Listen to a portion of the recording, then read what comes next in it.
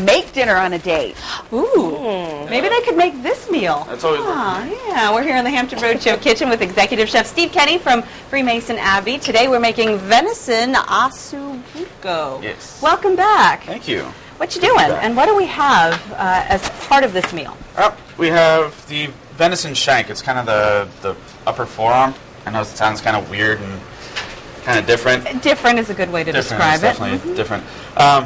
It's one of those long, slow type of braising Sunday dinner type things where you set it up, you go watch some football, and you'll have dinner after the football game. Like it could be like a leisurely kind of thing once you put everything together. Yeah. What kinds of ingredients do you have already other than the venison? Other than the venison, we have celery, onion, carrot, salt, pepper, garlic, all the normal stuff, some bay leaves, a couple of cans of diced tomatoes, some red wine. I got some beef stock on the heat. Just it's going to be one of those, throw everything into the pot and throw it into the oven and walk away from it for a little while. I like it. I have questions about the venison, but first I know we wanted to get the process started on how to get it in the pot and how you do it. You said it's like kind of a long, slow braising process. It is. It's a long and slow. There's a lot of connective tissue in here. And you leave it all on? I'll leave it all on. It'll cook out and it'll actually flavor the sauce also. Okay. And you put some seasonings in that flour? Yeah, I just put some salt and pepper into the flour, which we're going to coat. Helps to brown and thicken up the sauce later as it slowly cooks. Okay. And what kind of oil do you have in there? It's just vegetable oil. You don't have to go too high end with the oil because again it's going to be cooking for a very, very, very. Oh, okay. So it's a very long time. process. Yeah. Now here you have a specific type of pot. Does that matter? Yeah, you definitely want a Dutch oven. Something that can go from the stovetop straight into the oven is preferable. I never thought about that. Yeah, but it shouldn't be something more shallow, or could it be something more shallow? It could be, but you want to make sure that the venison is at least 2/3 submerged throughout the entire process. Okay, so we have this in here. Are you going to Yeah, we'll get a brown on each side, and then once we do that, we'll start adding in our vegetables. Now I want to talk about the venison itself. You picked it up at the grocery store? Some grocery stores you can. Sometimes it's a special order. There's tons of websites that have special order wild games and whatnot. Okay. Sometimes you got to talk to your butcher about it. They may not have venison that day. They may have buffalo. They may have ostrich. You gotta play around. For all you hunters out there, also, this is a good way to use some of the stuff that you may not use. That's a good idea. But will it look like this if you get it from the butcher? Yes. And then you can work with it. It'll look exactly like this. There's some bones in there that you can't really chop up with a normal knife. You need a saw. Just kind of keep that Halloween theme going. Gotcha. No, that's true, and that's why you made this dish for us today. Yeah. One quick question. Sure. Now we've got, you've got this working right here. Mm-hmm. And I completely forgot because I was watching you turn that over. The Osso Bucco. That's right. You don't have to just use venison, right? You don't. You can use other kinds of meat. Anything that you find. Veal is more traditional than venison. It does come from Italy, and we do love our veal. Anything you can, if you find actual beef and Osso Bucco, you can use that. Veal again. They've been doing it with pork also. Okay. Well, good to know. It's kind of versatile, the dish itself.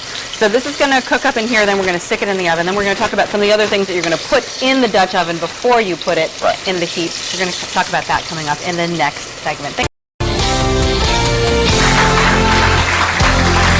In the kitchen with Executive Chef Steve Kenny from Freemason Abbey in Norfolk. Today we're making Venison Osso Bucco, and I've got the apron on because we've got some high heat here. Yeah, we got some high heat, got some splattering oil. And we're going to add in all of our vegetables. Okay. Now, did you flip the venison over? I did. You want to definitely brown both sides and lower the flame so we don't splatter ourselves.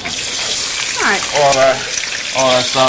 Now, there's the onion. Asking you earlier how long, this is on medium, high heat or so. How long would you cook it in this Dutch oven here on the... In the Dutch oven, just a quick little brown on both sides. What, 10 minutes? Not even. Maybe 5-7 minutes. And you're going to add in all your vegetables, throw everybody in at the same time. Now, what if you use another type of meat? Like if you use veal, I know you say it's pretty popular. Do you do the same? Will it dry out if you leave it on for so long? No, it's not. Well, the braising is gonna be affected. The actual time in the oven. Okay, all right. That you're only gonna do, maybe instead of the 4 hours for the venison because it's gamey and tough. Right. You're probably only going to do maybe 2 hours max. Okay, interesting. Well, good to know. What did you throw in there? What do we have in there? I'm sorry. We have onion, celery, carrot, garlic, because you can't do anything in the world without it. A couple of bay leaves, depending on how you like it. And just going to let that do a quick little saute for a couple of seconds. And salt and pepper also, you got to season. Make sure not to over-season, though. It's going to be cooking for a while. It's going to be reducing, and you don't want to get too salty. Now that might, people might think, well, because it's cooking for so long, why not put a little bit more just in case? No. You certainly want to. Okay, this is why I probably don't cook that much, right? You most certainly want to stay away from over-seasoning. You can always add. You can't subtract. You had red wine in there. Yeah, just a good bottle or about a cup of your favorite red. I use the Cabernet Sauvignon because that's my favorite. Smells good. And once you add in the wine, give it a couple of seconds to reduce. It's not going to take long on the heat. And then in goes the beef stock. Now you made that special. I did. You can use the stock in a box. That's perfectly okay also. And everybody just kind of stays in there and hangs out. And we're going to dump in our 2 cans of chopped tomatoes, or diced tomatoes, whatever it is you have on hand. Anything tomato-like, and it could be out of a can. That's okay. Oh, absolutely. I wouldn't ask you to. That's a lot of work. And this is Sunday dinner, so it's enough work. So, are you waiting for a boil here, or any sort of? A little bit of a simmer, yeah. I mean, you don't want it to come to a rolling boil and boil all over the stove. But once you get everybody into the pool, it's just let it come to a slow simmer, and then you're going to throw a lid on it and into the oven for about 4 hours. All right. And what kind of temperature? Oven's about 375, 400. Okay. For, like I said, about 4 hours. You want to keep an eye on it, make sure it doesn't dry out. Add more stock if you need to. Add more wine if you have it. All right. Kind of keep watch for the 4 hours that you have it in there. Right. All right. We're going to go do that. Put it in the oven, and then in the next segment, our last one, we'll take it out and then talk about some great stuff going on at Freemason Abbey. We'll do that coming up in the next segment. Carrie. We are finishing up our Osso Bucco with Executive Chef Steve Kenny from Freemason Abbey, and you brought in another pot that you had cooked up for a little while. Yeah, this does take about 4 hours. Okay. And we just don't have the time. But it's fall off the bone soft now. It is. It is. Tender. It is completely fall off the bone, and even the bone itself kind of gave up. Now, some people who are Osso Bucco purists will suck the marrow out of the bone. Or you could just kind of give it to the dog and let them have at it. Right, that's true.